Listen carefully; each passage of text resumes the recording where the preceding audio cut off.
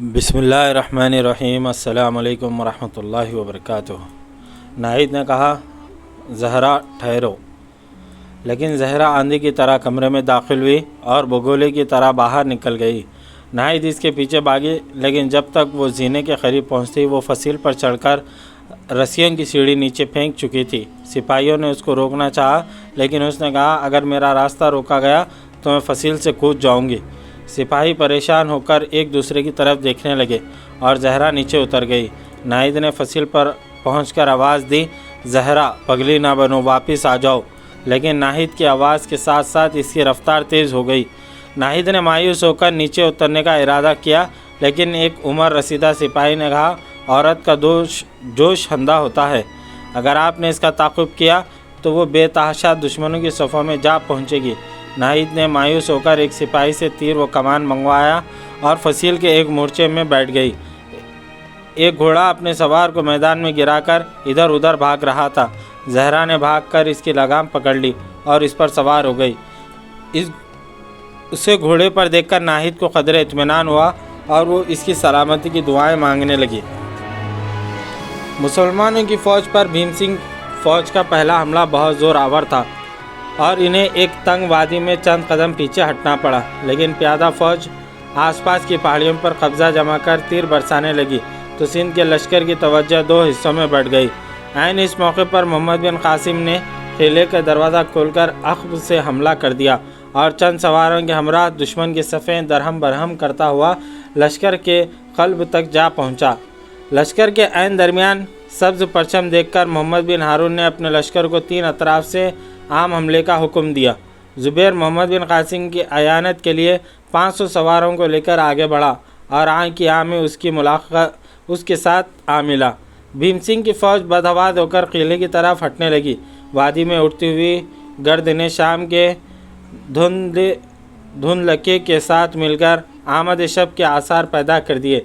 भीम सिंह ने आखिरी बार अपनी फ़ौज की टूटी हुई सफ़े मुनज़्ज़म करने की कोशिश की, लेकिन ज़ुबैर की तक़लीद में मोहम्मद बिन हारून के बाकी सिपाही भी मैदान को साफ़ करते हुए मोहम्मद बिन कासिम के साथ आ मिले। भीम सिंह की फ़ौज गैर मुनज़्ज़म होकर टोलियों में लड़ने लगी। मुसलमानों के दबाव से कई टोलियाँ पसपा होकर किले के करीब पहुँच चुकी थी और जब किले के मुहाफ़िज़ इन पर तीर बरसाने लगे तो वो बदहवास होकर इधर उधर भागने लगे।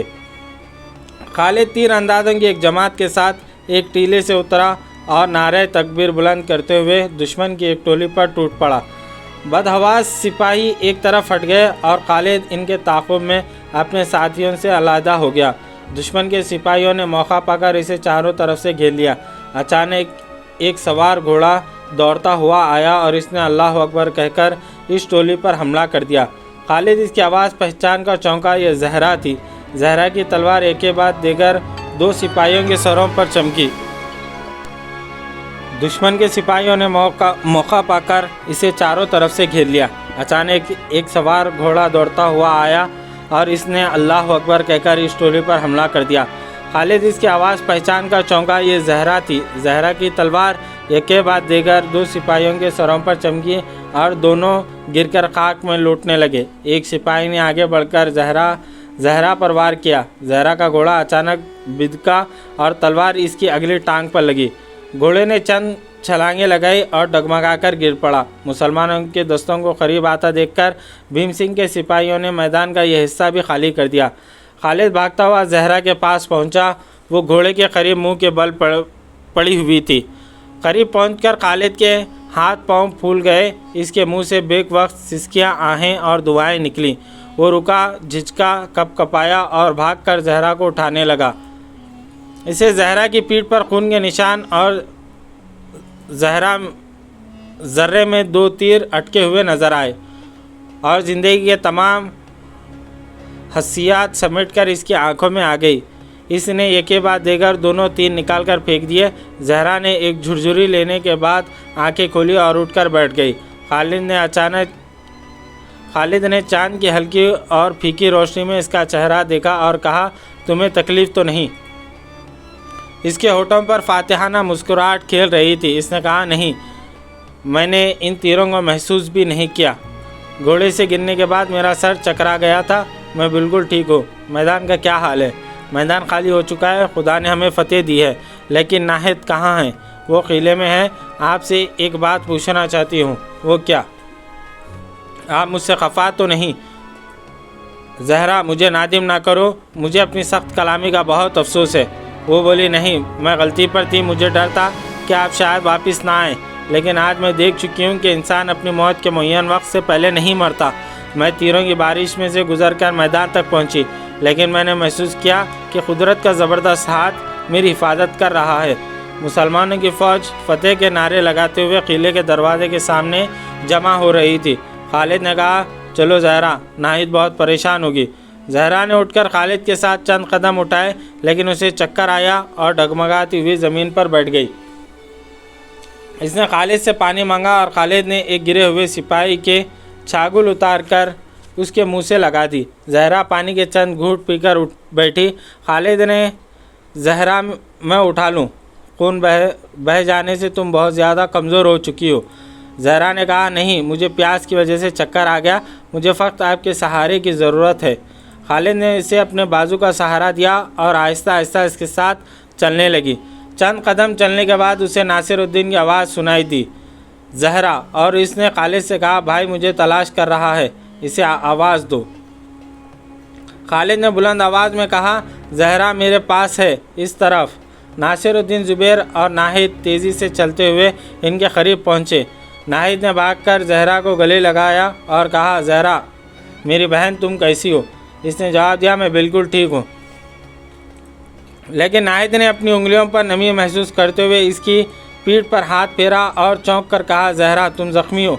भाई नासिरुद्दीन, इसे किले के अंदर ले चलो। नासिरुद्दीन ने आगे बढ़कर ज़हरा को उठाने की कोशिश की, लेकिन इसने कहा, भैया मैं बिल्कुल ठीक हूँ, मैं चल सकती हूँ। और ये कौन है? भैया ज़हरा, मुझे माफ़ करना, मैं पहचान ना सकी। ज़ुबैर ने कहा, बहन तुम अपने भाइयों को बहुत परेशान करती हो, अब चलो, हमें तुम्हारी मरहम पट्टी करनी चाहिए। चंद कदम चलने के बाद इन्हें साद नज़र आया। वो झुक झुक कर मैदान में पड़ी लाशें देख रहा था। खालिद ने उसे आवाज़ दी, चचा किसे ढूंढ रहे हो? हम इस तरफ हैं। वो भागता हुआ इनके करीब आया और बेकरार होकर बोला, मेरे बेटे, मेरी बेटी, तुम कहाँ थे? खालिद ने हंसते हुए जवाब दिया, हम आपको तलाश कर रहे थे। तुम मुझे तलाश कर रहे थे, चोर कहीं के। नाहिद से पूछो मैं किस कदर परेशान था। नाहिद ने कहा, ये तुम्हारे लिए बहुत परेशान थे। हमने मैदान का सिर्फ एक चक्कर लगाया और ये शायद 3 चक्कर लगा चुके हैं। साद ने कहा, सिर्फ इसी मैदान में नहीं, मैं तो आसपास की तमाम पहाड़ियों पर भी ख्वार हो आया हूँ। तुमने आवाज़ तो दी होती, मेरा तो गला भी बैठ गया। खालिद ने कहा, मैंने आपकी आवाज़ नहीं सुनी, वरना मैं जवाब ज़रूर देता। साद ने कहा, इन ज़ख्मियों की चीख व पुकार में किसी की आवाज़ सुनाई कब देती है? ये लोग बातें करते हुए किले के दरवाजे के करीब पहुँचे तो नाहिद ने आहिस्ता से साद के कान में कुछ कहा और चंद बार सर हिलाने के बाद नासिरुद्दीन से मुखातिब हुआ, मैं अलहदगी में आपके साथ एक बात करना चाहता हूँ। नासिरुद्दीन ने इसके साथ चंद कदम चलने के बाद रुक कर कहा, कहिए, क्या इरशाद है? साद ने आसपास जमा होने वाले सिपाहियों की तरफ देखते हुए जवाब दिया, यहाँ नहीं, यहाँ बहुत से लोग हैं। नासिरुद्दीन ने कहा, बहुत अच्छा, जहाँ चाहो चले चलो। किले के दरवाजे से कोई 500 कदम दूर जाने के बाद साद ने एक पत्थर पर बैठते हुए कहा, आप भी बैठ जाएं। नासिरुद्दीन इसके सामने दूसरे पत्थर पर बैठ गया। साद ने कहा, पहले ये वादा करें कि आप मेरी बात सुनकर मेरा सर फोड़ने के लिए तैयार नहीं हो जाएंगे। नासिरुद्दीन ने जवाब दिया, अगर कोई सर फोड़ने वाली बात हुई तो मैं ज़रूर फोड़ूंगा। साद ने कुछ देर सोचने के बाद कहा, बात तो ऐसी कोई नहीं, लेकिन पराए हाथों का क्या एतबार। अच्छा, मैं कह ही देता हूँ, बात यह है कि माया नहीं, ज़हरा आपकी बहन और मेरे लिए भी वो बेटी से कम नहीं। खालिद भी मुझे बहुत अजीज़ है, बिल्कुल अपने बेटे की तरह, और इसे आगे मेरी समझ में नहीं आता मैं क्या कहूँ। मुझे डर है कि आप खफा हो जाएंगे। नासिरुद्दीन ने कहा, मैं समझ गया, तुम ये कहना चाहते हो खालिद और ज़हरा की शादी कर दी जाए। हाँ हाँ, खुदा तुम्हारा भला करे, मैं यही कहना चाहता था, बस इसी बात के लिए मुझे यहाँ तक घसीट लाए हो। साद ने जवाब दिया, मुझे यह ख्याल था कि अगर आप बिगड़ कर मेरी दाढ़ी नोचने पर आमदा हो जाए तो दूसरे हमारा तमाशा ना देखें। नासिरुद्दीन ने जवाब दिया, मैं हैरान हूँ कि आप मुझे इस कदर बुज़दिल ख्याल किया। मुझे गंगू से नफ़रत थी, लेकिन साथ की मेरे दिल में वही इज़्ज़त है जो एक राजपूत के दिल में अपने बाप के लिए होनी चाहिए। आप जिस वक्त चाहें इनसे शादी कर सकते हैं। साद ने कहा, मैं तो चाहता हूँ कि अभी हो जाए, लेकिन ज़हरा ज़ख्मी है। साद ने चौंक कर सवाल किया, ज़हरा ज़ख्मी है? मुझे किसी ने क्यों नहीं बताया? चलो चले। नासिरुद्दीन ने उसे तसल्ली देते हुए कहा, घबराने की कोई बात नहीं, इसके ज़ख्म बिल्कुल मामूली हैं। आधी रात के बाद मोहम्मद बिन कासिम के थके हारे सिपाही ज़ख्मियों की मरहम पट्टी और शहीदों की तदफीन में मसरूफ़ रहे। मैदान में चारों तरफ से दुश्मन के ज़ख्मी सिपाहियों की चीख व पुकार सुनाई दे रही थी।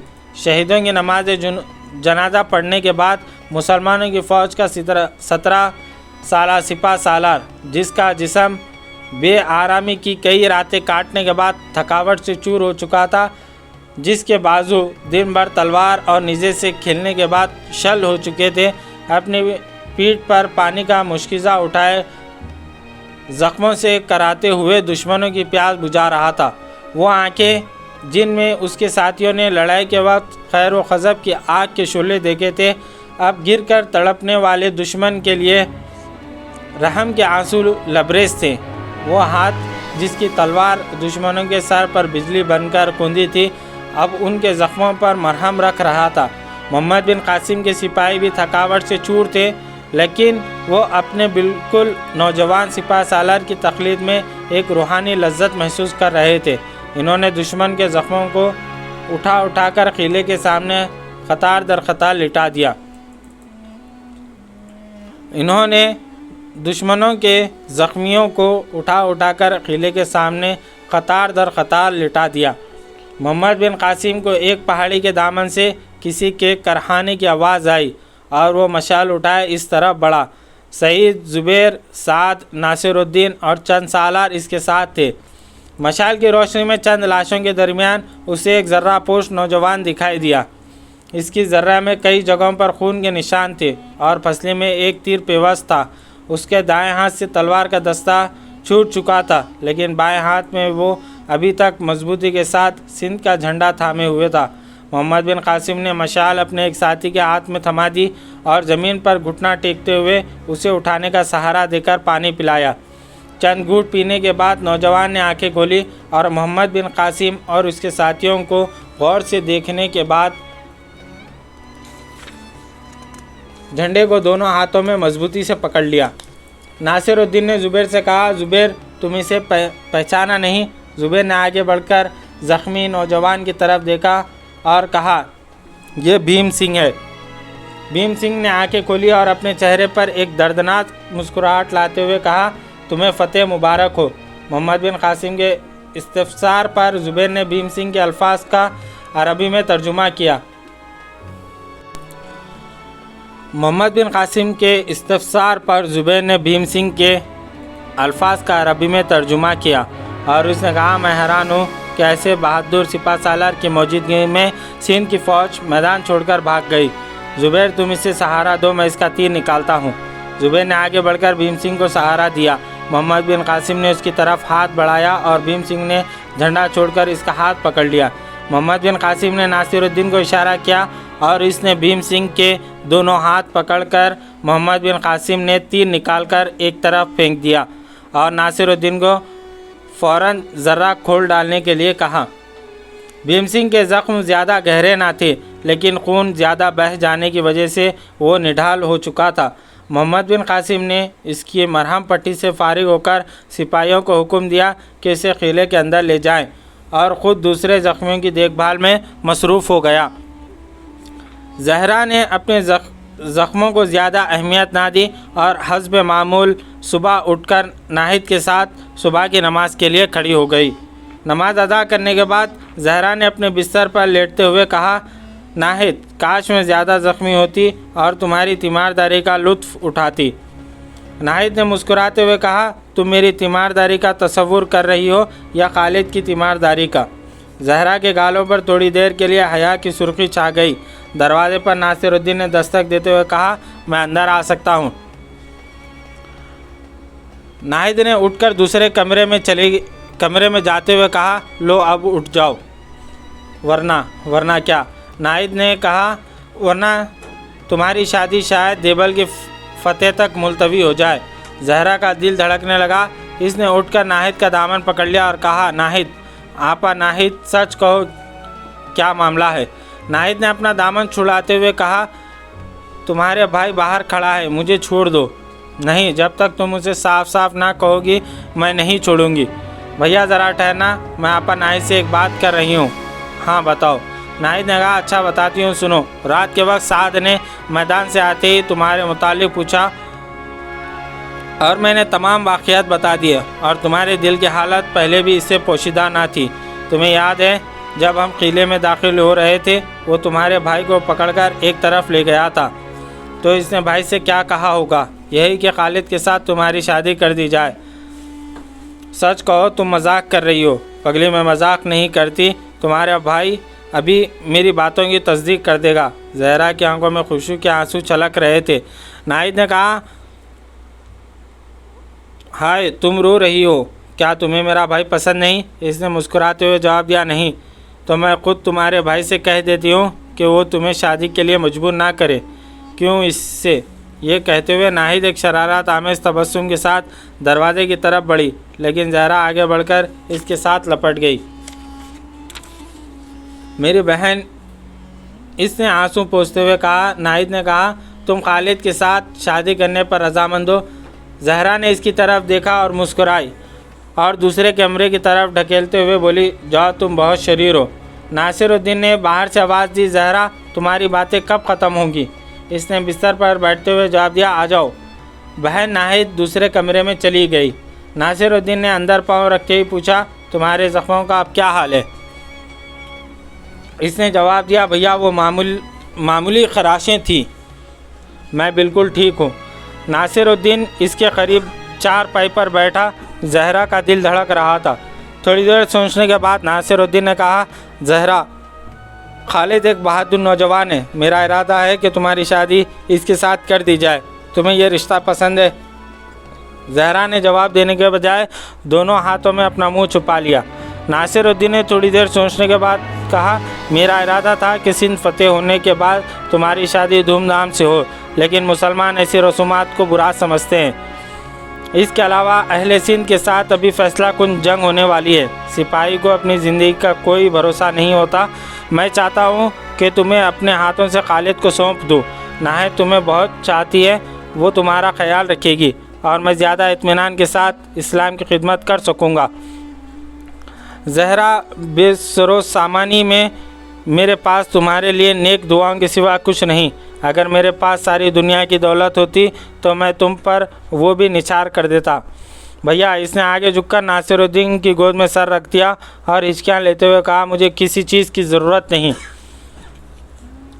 उसने प्यार से उसके सर पर हाथ फेरते हुए कहा, जहरा, मेरा इरादा है कि आज ही तुम्हारी शादी कर दूं। फ़ौज 2-4 दिन और यहाँ ठहरेगी, लेकिन यह भी मुमकिन है कि अचानक देवल से राजा की फ़ौज की पेशकदमी की इत्तला आ जाए और हमें फ़ौरन कूच करना पड़े। साद मोहम्मद बिन कासिम से जिक्र कर चुका है और बहुत खुश है। साद खालिद से भी पूछ चुका है और बहन नाहिद को भी मुबारकबाद दो। सालार आज़म खुद इसके भाई को बुलाकर इसकी रजामंदी हासिल कर चुके हैं। वो खुद तुम दोनों का निकाह पढ़ाना चाहते हैं। बाहर से साद ने नासिरुद्दीन को आवाज़ दी और उठकर कमरे से निकल गया। जहरा ने उठकर बराबर वाले कमरे का दरवाज़ा खोलते हुए कहा, नाहिद, तुमने सुना आज तुम्हारी शादी है? मेरी शादी? नाहिद के चेहरे पर हया और मसरत की सुर्ख वो सफ़ेद लहरें दौड़ने लगी। हाँ नाहिद, तुम्हारी शादी। अब बताओ, तुम्हें ज़ुबैर पसंद है या नहीं? और मैं अभी उन्हें बुला कर कहती हूँ कि वो अपने लिए कोई और लड़की तलाश करे। नाहिद ने कहा, तुम बहुत शरीर हो जहरा। खालिद ने बरामदे से बराबर के कमरे का दरवाज़ा खटखटाते हुए नाहिद को आवाज़ दी और जहरा ने हंसते हुए कहा, नाहिद, जल्दी जाओ, वरना तुम्हारी शादी सिंध की फतेह तक मुलतवी हो जाएगी। मैं मजाक नहीं करती। तुम्हारा भाई अभी मेरी बातों की तस्दीक कर देगा। नाहिद जहरा को मोहब्बत भरी नज़रों से देखती हुई दूसरे कमरे में दाखिल हुई। इसका दिल खुशी से समंदर में गोते खा रहा था। इसके पाँव डगमगा रहे थे। शाम के वक्त लश्कर के तमाम सालार किले के एक वसी कमरे में जमा होकर ज़ुबैर और खालिद को इनकी शादी पर मुबारकबाद दे रहे थे।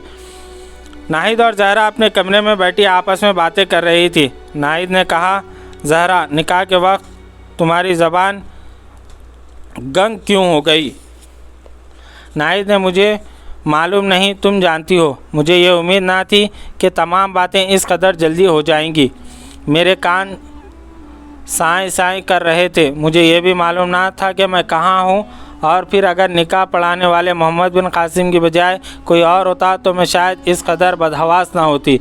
इसके चेहरे पर कितना जलाल था और उसकी आवाज़ किस कदर रुआबदार थी। सच कहती हूँ, वो इंसान नहीं देवता है, और हमें देवताओं से डरना सिखाया गया। नाहिद, अगर तुम मेरे पास ना होती तो शायद मेरी ज़ुबान बिल्कुल ना खुलती। इन्होंने पूछा, तुम्हें खालिद कबूल है? और मैं शर्म से पानी पानी हो गई। नाहिद, मुझे अभी यकीन नहीं आता कि तुम्हारे भाई के साथ मेरी शादी हो चुकी है। कभी कभी मुझे ख्याल आता है कि मैं ख्वाब देख रही हूँ। क्या तुम्हें अपनी शादी एक ख्वाब मालूम होती है? नाहिद मुस्कुराई और ज़हरा उसके गले में बाहें डालकर उससे लपट गई। नाहिद इसके सियाह और ख़ूबसूरत बालों से खेलने लगी। अचानक इसके दिल में एक ख्याल आया और इसने अपने गले से मोतियों का हार उतारकर ज़ुबैर के गले में डाल दिया। ज़हरा ने कहा, नहीं नहीं, ये तुम्हें अच्छा लगता है। नाहिद ने जवाब दिया, मेरे पास दूसरा है, मुझे खालिद दे देगा। ये कहते हुए अपने हीरे की अंगूठी उतारी और ज़हरा के एहतजाज के बावजूद इसकी अंगुली में पहना दी। देखो, अगर तुम्हें मेरी खुशी मंजूर है तो इसे मत उतारो। ज़हरा मखमूम सी होकर नाहिद की तरफ देखने लगी। नाहिद ने कहा, ज़हरा, तुम मखमूम क्यों हो गई? मुझे ज़ेवर अच्छे नहीं लगते, और तुम्हारे मुल्क में ज़ेवर पहनने का रिवाज। ज़हरा ने कहा, लेकिन हमारे मुल्क में भाभी ननन से लेती नहीं, उसे देती है, और मैं घर से इतनी दूर हूँ। नाहिद ने बात काटते हुए कहा, भाभी तुम आज बनी हो, इससे पहले एक अरसे से तुम मेरी बहन थी। ज़हरा ने कहा, नाहिद, सिंध की फ़तेह के बाद भाईजान का इरादा है कि वो खाटियावाड़ जाकर इस्लाम की तबलीग करें। मेरा भी इरादा है कि मैं चंद दिनों के लिए वहाँ जाऊँ। काश तुम भी हमारे साथ चल सको। हमारा घर समंदर के किनारे एक छोटे से किले में है। इसके 3 अतराफ़ आमों के वसी बागात हैं। बीच में से एक नदी गुज़रती है।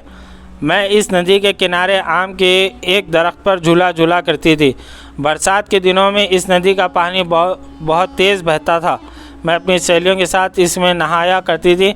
बारिश में हम आम तोड़कर खाया करते थे। शहद की तरह मीठे आम। बाग से परे एक खूबसूरत झील थी। हम पानी में कूदकर आँख मछली खेलते और कमल के फूल तोड़कर एक दूसरे पर फेंकती। नाहिद, मैं तुम्हें वहाँ ज़रूर ले जाऊँगी। नाहिद ने जवाब दिया, खुदा हमें फ़तेह दे। मुमकिन है कि सिंध के बाद हमारी अफ़वाज तुम्हारे शहर का रुख करें। ज़हरा ने कहा, खुदा वो दिन जल्दी लाए और मैं अपने हाथों से इस किले पर इस्लाम का परचम लहराऊँ। नाहिद, मैं हैरान हूँ कि मेरे ख़यालात में इतना बड़ा तग़य्युर क्यों कर आ गया। मुझे अछूतों से सख्त नफ़रत थी। एक दिन मैं अपनी सहेलियों के साथ झील पर गई। वहाँ एक अछूत लड़का नहा रहा था। हमने उसे पत्थर मार मार कर बेहोश कर दिया। और एक दिन एक नीच ज़ात मुसाफिर हमारे बाग के पास से गुज़रा। इसने नीचे गिरे हुए चंद आम उठाए और हमारे नौकरों ने उसे 8 पहर तक एक दरख्त के साथ बांध रखा। मैं कई दफ़ा वहाँ से गुज़री और तुम हैरान होगी कि इसे भूखा और प्यासा देखकर मुझे ज़रा भी रहम ना आया। अब अगर मैं वहाँ गई तो आसपास की बस्तियों के तमाम अछूतों को दावत दूंगी कि आओ हमारे बाग के आम खाओ और हमारे कुएं का ठंडा और मीठा पानी पियो। इनकी सबसे बड़ी हसरत हमारे मंदिरों में आकर हमारे देवताओं की पूजा करनी थी, और हमें इन्हें यह पैगाम दूंगी कि मुसलमान इस मुल्क में वो इबादत गाहें तामीर करने के लिए आए हैं जिनमें एक अछूत ब्राह्मण के साथ बल्कि इससे भी आगे खड़ा हो सकता है। नाहिद ने कहा, तुम्हारी ख्वाहिश पूरी करेगी। नाहिद ने कहा, खुदा तुम्हारी ख्वाहिश पूरी करे। किले को तमाम फ़ौज की ज़रूरत के लिए तंग देखकर मोहम्मद बिन कासिम ने किले से बाहर खेमे नस्ब करवा दिए। अपनी फ़ौज के ज़ख्मियों की तरह इसने भीम सिंह की फ़ौज के ज़ख्मी सिपाहियों को भी खेमों में जगह दी और अपनी फ़ौज के तबीबों और जर्राहों को हुक्म दिया कि दुश्मन की फ़ौज के ज़ख्मियों के इलाज में कोई कोताही ना करें। मोहम्मद बिन कासिम ख़ुद भी इल्म जर्राही और तबाबत में खासी दस्तरस रखता था। वो सुबह शाम ज़ख्मियों के खीमों में चक्कर लगाता और फर्दन फर्दन सबका हाल पूछता और उन्हें तसल्ली देता।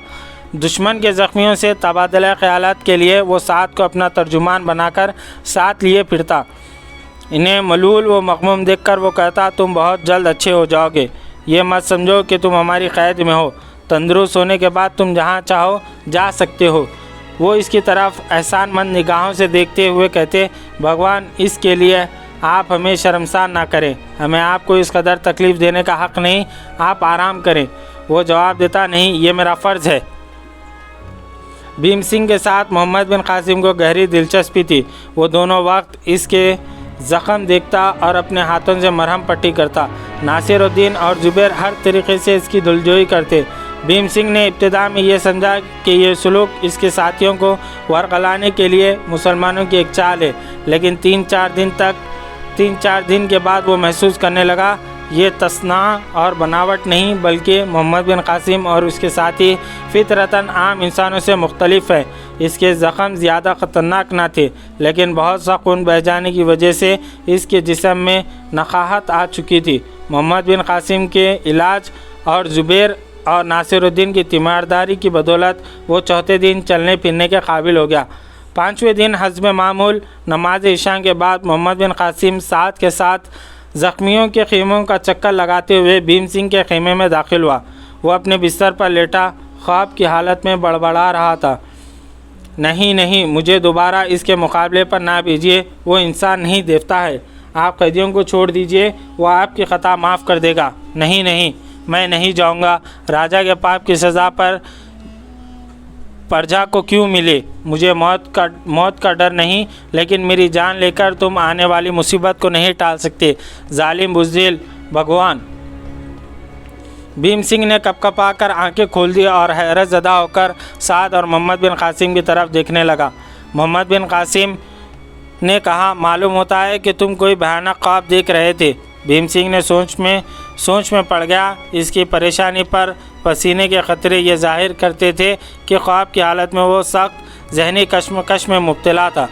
मोहम्मद बिन कासिम ने आगे बढ़कर इसकी नफ्स पर हाथ रखते हुए कहा, तुम्हारी तबीयत बिल्कुल ठीक है, ज़ख्म में तकलीफ़ तो नहीं? उसने अपने होठों पर मग़मूम मुस्कुराहट लाते हुए जवाब दिया, नहीं। मोहम्मद बिन कासिम ने कहा, मेरी फ़ौज कल सुबह यहाँ से कूच करने वाली है। मुझे अफसोस है कि बास मसलियतें मुझे यहाँ ज़्यादा देर क़याम करने की इजाज़त नहीं देती, वरना मैं चंद दिन और तुम्हारी तीमारदारी करता। बहरी सूरत मैं 500 सिपाही इस किले में छोड़कर जा रहा हूँ। वो तुम लोगों का ख्याल रखेंगे। तुम्हारी फ़ौज के जो ज़ख्मी तंदुरुस्त हो चुके हैं, इन्हें कल अपने घरों को जाने की इजाज़त होगी। तुम जब तक घोड़े की सवारी के काबिल नहीं होते, यहीं ठहरो। भीम सिंह ने कहा, आपका मतलब है कि आप तमाम कैदियों को रिहा कर देंगे? मोहम्मद बिन कासिम ने जवाब दिया, हमारा मकसद लोगों को कैदी बनाना नहीं, बल्कि हम उन्हें एक जालिम हुकूमत से निजात दिलाकर एक ऐसे निज़ाम से आशना करना चाहते हैं जिसका बुनियादी उसूल मसावत है। आपके सिपाही हमें गैर मुल्की हमलावर समझकर हमारे मुकाबले में आए थे, लेकिन इन्हें ये मालूम ना था कि हमारी जंग वतन के नाम पर नहीं, कौम के नाम पर नहीं। हम सिंध पर अरब की बरतरी नहीं चाहते। हम रूए ज़मीन के तमाम इंसानों की बेहतरी के लिए एक आलमगीर इनकलाब चाहते हैं, एक इनकलाब जो मज़लूम का सर ऊंचा रखने के लिए जालिम की लाठी छीन लेता है। हमारी जंग राजा महाराजाओं की जंग नहीं, इंसानों और बादशाहों की जंग है। हमारा मकसद ये नहीं कि हम सिंध के राजा का ताज उतार कर अपने सर पर रख लें। हम ये साबित करना चाहते हैं कि कोई शख्स ताज व तख्त का मालिक होकर दुनिया पर अपना कानून नाफिज करने का हक़ नहीं रखता। ताज व तख्त खुदगर्ज इंसानों के तराशे हुए बुत हैं, और वो कानून जो सिर्फ उन बुतों की अज़मत को बरकरार रखने के लिए बनाया गया हो, इंसानों को हमेशा दो जमातों में तकसीम करता है, एक जालिम, दूसरा मज़लूम। तुम इन जमातों के लिए राजा और प्रजा के अल्फाज इस्तेमाल करते हो। सिंध के राजा ने हमारे जहाज़ लूटकर औरतों और बच्चों को इसलिए कैदी बनाया कि वो ताज व तख्त का मालिक होते हुए हर इंसान पर जुल्म करना अपना हक़ समझता है, और अब वो हमारा मुकाबला इसलिए करेगा कि उसे जुल्म की तलवार छीन जाने का ख़तरा है। और ये सिपाही हमारे मुकाबले में इसलिए आए हैं कि इन्होंने जुल्म की आयानत का मुआवजा मिलता है। इन बेचारों से वही काम लिया गया जो इंसान सवारी के जानवर से लेते हैं। ये मजबूर थे एक इस्तिबदादी निज़ाम की वजह से। इनके लिए ज़िंदगी की राहें तंग थी और ये मामूली मुआवजा लेकर जुल्म की आयानत के लिए अपनी जानें तक बेच डालने के लिए तैयार थे। इन्हें यह मालूम ना था कि जिस इनकलाब की राह में ये रुकावट बनना चाहते हैं वो इनकी बेहतरी के लिए है। इन्हें हमारी तरफ से खौफज़दा किया गया। अब फतेह के बाद मैंने ख़ुद जालिम बनना चाहता हूँ, ना इन्हें मज़लूम बनाना चाहता हूँ। भीम सिंह ने कहा, तो आपको ये यकीन है कि ये लोग वापस जाकर राजा की फ़ौजों में दोबारा शामिल नहीं होंगे? मोहम्मद बिन कासिम ने जवाब दिया, मैं यकीन के साथ नहीं कह सकता कि वापस जाकर इनके तर्ज अमल क्या होगा, लेकिन मुझे इन लोगों से कोई ख़दशा नहीं। मुझे खुदा की रहमत पर भरोसा है। किसी बुलंद मकसद के लिए लड़ने वालों की क़ुव्वत बढ़ती है, कम नहीं होती। इससे पहले कई अक़वाम अपने बादशाहों की हिमायत में हमारे साथ लड़ चुकी है, लेकिन जब इन्हें यह एहसास हुआ कि हमारे पास एक बेहतर निज़ाम है तो वो हमारे साथ मिल गए। आपके सिपाहियों में से वो लोग जिन्होंने खुदा ने हक़ व बातिल में तमीज़ की तौफ़ीक दी, वो यकीनन वापस जाकर ज़ुल्म की नाव को डुबोने से बचाने की कोशिश नहीं करेंगे, और जो दोबारा हमारे मुकाबले पर आने की जुर्रत करेंगे उन्हें 1-2 और मौक़ों के बाद इत्मीनान हो जाएगा कि हमारी तलवारें कुंद होने वाली नहीं। इस तरह यहाँ पर आज 16वीं क़िस्त अपने अख्ताम को पहुँची। कल हम इंशाअल्लाह इसी वक्त 17वीं क़िस्त लेकर आपकी खिदमत में हाज़िर होंगे। जज़ाकल्लाहु खैर।